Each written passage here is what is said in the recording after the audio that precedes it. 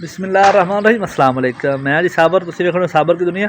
अच्छा वो मैं तुहानूं वीडियो विखाउना, वीडियो वेखो तुसीं अबनाए हरमस किस तरह खोली है और पाकिस्तानी जहाज़ उतों किस तरह गुजर रहे हैं। जनाब कमाल करती।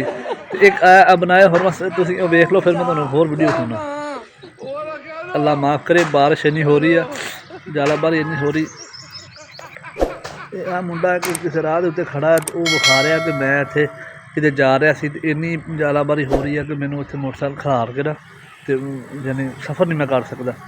उधरों अज मुल्तान दे विच इन्नी बर्फबारी हुई है, जी जालाबारी हुई है, ओले गड़े जिन्होंने पंजाबी कहते भी वो सड़कें चिट्टियां हुई है। मैं तुहानूं वीडियो च विखाउना, अल्लाह माफ़ करे।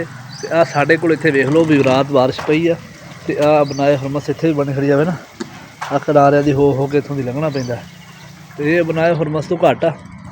अच्छा बंदे गल करते भी हर चलो ये हो गई, मैं तुहानूं फनी गल सुना दें।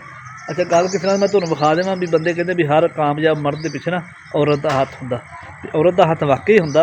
मैं तुहानूं विखाउना भी, मैं सबूत भी तुहानूं देना कि वाकई औरत का हत्थ हुंदा। मैं तुहानूं तस्वीर विखाउना, जे तुसीं मन्नोगे, तुसीं कहोगे कि वाकई औरत का हत्थ हर मर्द के पिछे हुंदा।